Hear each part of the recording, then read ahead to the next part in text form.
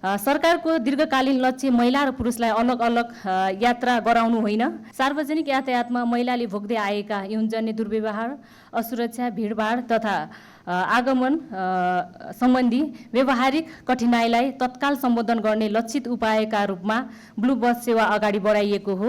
महिलाका लागि छुट्टै बस सेवा सञ्चालन गर्नु महिला र पुरुष बीच स्थायी विभाजन सिर्जना गर्न वा लैङ्गिक असमानतालाई प्रोत्साहन गर्ने सरकारी नीति होइन। समानताको अर्थ सबै नागरिकलाई सधैँ एउटै व्यवहार गर्नु मात्र होइन, असमान अवस्था र विशेष जोखिममा रहेका नागरिकलाई आवश्यकता अनुसार विशेष संरक्षण, सुविधा र अवसर प्रदान गर्नु पनि वास्तविक समानताको महत्त्वपूर्ण पक्ष हो।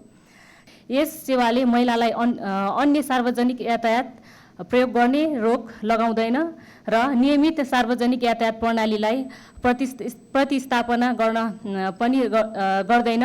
त्यसैले यो लैङ्गिक असमानतातर्फ धकिल्ने कदम नभई विद्यमान असमान जोखिम न्यूनीकरण गर्ने विषयलाई विशेष लक्षित तथा आवश्यकतालाई आधारित उपाय हो। सरकारको दीर्घकालीन लक्ष्य महिला र पुरुषलाई अलग अलग यात्रा गराउनु होइन। महिला र पुरुषले एउटै सार्वजनिक यातायातमा सुरक्षित, सम्मानजनक र सहज रूपमा यात्रा गर्न सक्ने वातावरण निर्माण गर्नु नै सरकारको मूल लक्ष्य हो। र यसैसँगै महिलाले सार्वजनिक यातायातमा अहिले भोगिरहेका जोखिम र दुर्व्यवहारलाई तत्काल सम्बोधन गर्नु पनि सरकारको जिम्मेवारी हो। त्यसैले महिलाको तत्काल सुरक्षा सुनिश्चित गर्ने लक्षित सेवा र सबैका लागि सुरक्षित तथा सम्मानजनक सार्वजनिक यातायात प्रणाली निर्माण गर्ने दीर्घकालीन सुधारलाई सँगसँगै अगाडि बढाउनेछ। विशेष गरी गर्भवती महिला, बच्चाको आमा, वृद्ध महिला, अशक्त र अपाङ्गता भएका महिला तथा बालबालिका सहित यात्रा गर्ने महिलाले भिडभाड युक्त सार्वजनिक यातायातमा थप कठिनाइ भोगिरहेका छन्। यस्तो अवस्थामा लक्षित सेवा उपलब्ध गराउनु, उनीहरूको सुरक्षित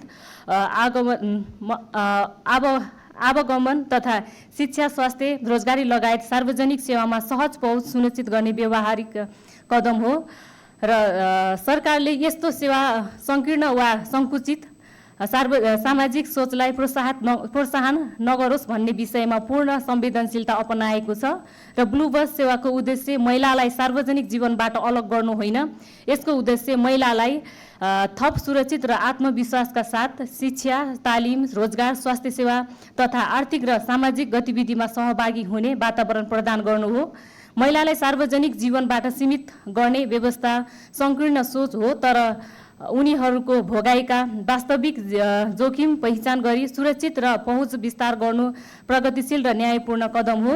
यद्यपि यस्तो सेवा स्थायी पृथकीकरणको माध्यम बन्न नदिई यसको औचित्य र प्रभावकारी र आवश्यकताका नियमित रूपमा समीक्षा गरिनेछ र सरकारले प्राथमिकतामा केवल विशेष बस सञ्चालनमा मात्रै सीमित हुँदैन।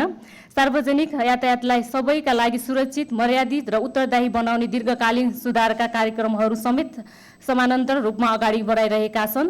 यसका लागि सम्बन्धित मन्त्रालय, प्रदेश सरकार, स्थानीय तह, नेपाल प्रहरी, ट्राफिक प्रहरी, यातायात महासङ्घ तथा अन्य सरकारवाला निकायसँग समन्वयन गरी निम्न कार्यहरूलाई प्राथमिकताका साथ अगाडि बढाउनेछ र सार्वजनिक यातायातमा हुने यौनजन्य दुर्व्यवहार, हिंसा तथा अभद्र व्यवहार विरुद्ध विद्यमान कानुनको प्रभावकारी कार्यान्वयन, सार्वजनिक सवारी साधनको नियमन, अनुगमन तथा प्रभावकारी गुनासोको व्यवस्थापन र चालक र सहचालकका लागि आचार संहिता तथा लैङ्गिक संवेदनशीलता सम्बन्धी परीक्षण, यात्रुको अधिकार, कर्तव्य र सुरक्षित व्यवहार सम्बन्धी जनचेतना अभिवृद्धि र महिला, बालबालिका, ज्येष्ठ नागरिक, अपाङ्गता भएका व्यक्ति तथा लैङ्गिक एवं यौनिक अल्पसङ्ख्यक सहित सबै नागरिकका लागि पहुँचयुक्त यातायात प्रणाली विकास, सार्वजनिक यातायातमा हुने लैङ्गिक हिंसा विरुद्धको कानुनी प्रभावकारी कार्यान्वयन